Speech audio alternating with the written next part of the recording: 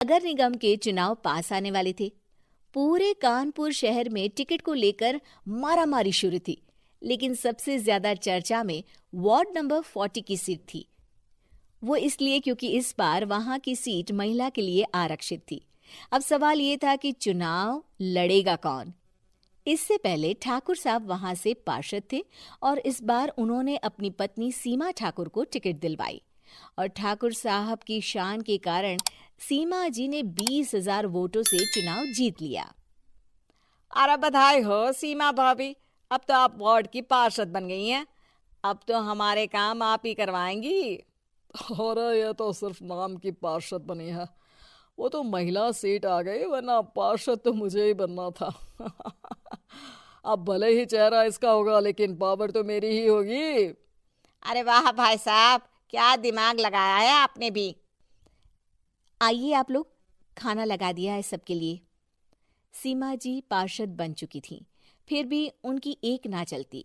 सारे काम ठाकुर साहब खुद ही संभाल लेते और जहां जरूरत पड़ती वहां सीमा जी का अंगूठा लगवा लेते। सीमा जी ज्यादा पढ़ी लिखी भी नहीं थी। एक दिन ठाकुर साहब और सीमा एक प्रोग्राम में जाते हैं। अरे ठाकुर साहब, आप आ गए। ओहो, पार्षद मैडम भी आ गई हैं। स्वागत है आप दोनों का। लगता है हमारे पार्षद फंड का सही इस्तेमाल हो रहा है। चलिए अब उद्घाटन करते हैं। ये लीजिए ठाकुर साहब कैची, आप ही सबसे पहले प्रवेश कीजिए। सब लोग आगे निकल जाते हैं और सीमा जी पार्षद होने के बावजूद भी पीछे खड़ी रह जाती हैं। वो देखती हैं कि वेलकम बोर्ड पर उनका नाम है, लेकिन महिला होने के कारण कोई उनका सम्मान नहीं कर रहा। अगले दिन एक आदमी उनके घर आता है। अरे ठाकुर साहब नमस्कार। कल ना हम नोटिस किए कि हमारा घर तो अवैध है और नगर निगम वाले उसे तोड़ने आ रहे हैं। अरे कुछ कीजिए ना ठाकुर साहब। देखो भाई, मैं तो ज्यादा कुछ कर नहीं सकता, पर अगर तुम सबकी जेब गर्म कर दो तो कुछ हो सकता है। कुल मिलाकर 4 लाख लगेंगे। अरे 4 लाख ठाकुर साहब? अरे भाई, मैं अपने लिए नहीं मांग रहा हूँ।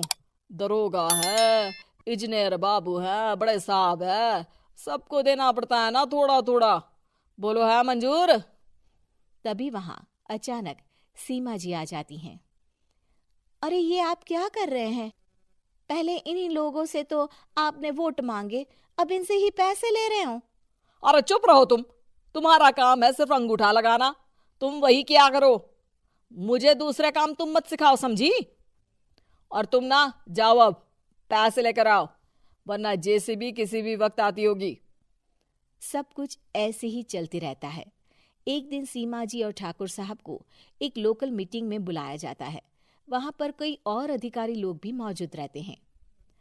अब मैं चाहूंगा कि ठाकुर साहब हमारे बीच 2 शब्द कहें।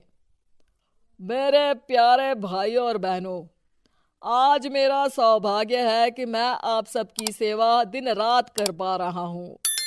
आपने मेरी पत्नी को भारी मतों से जिताया है, इसलिए मैं आप सभी का शुक्रगुजार हूं। मैं आप सबसे वादा करता हूं कि हमेशा की तरह हमारे वार्ड में किसी को कोई तकलीफ नहीं आने दूंगा।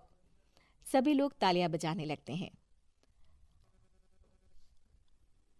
अब मैं माननीय पार्षद मैडम को स्टेज पे बुलाना चाहूंगा। अपने नाम को बुलाया सुनकर सीमा जी एकदम चौंक जाती है। उन्हें बिल्कुल उम्मीद नहीं थी कि इतनी बड़ी जगह उन्हें मंच पर बुलाया जाएगा। जैसे तैसे वो मंच पर चढ़ती हैं। ऊपर जाते ही सीमा जी को सारी पुरानी बातें याद आ जाती हैं कि किस तरह उनके पति उन्हें कभी भी आगे बढ़ने नहीं देते और उनके नाम से गलत काम करते हैं। वो बोलने लगती हैं। मैं आपके वार्ड की पार्षद सीमा हूं। आप में से बहुत कम लोग ही मुझे जानते होंगे, क्योंकि इससे पहले मुझे कभी ऐसा मौका ही नहीं मिला। सारे मौके मेरे पार्षद पति यानी आपके ठाकुर साहब ही लेते रहे, लेकिन आज ये मौका मुझे मिला है तो मैं इसे ऐसे ही नहीं जाने दूंगी। मैं आपको ये बताना चाहती हूँ कि आपके ठाकुर साहब मेरे नाम की आड़ में गैर कानूनी काम करते हैं, जिस पर अंगूठों के निशान मेरे होते थे। इसीलिए मैं अपनी गलती मानती हूँ और आज अपने पद से इस्तीफा देती हूँ, ताकि आगे से कोई गलत काम ना हो पाए। अब फैसला आप सबके हाथ में है कि आप हमें क्या सजा देना चाहते हैं।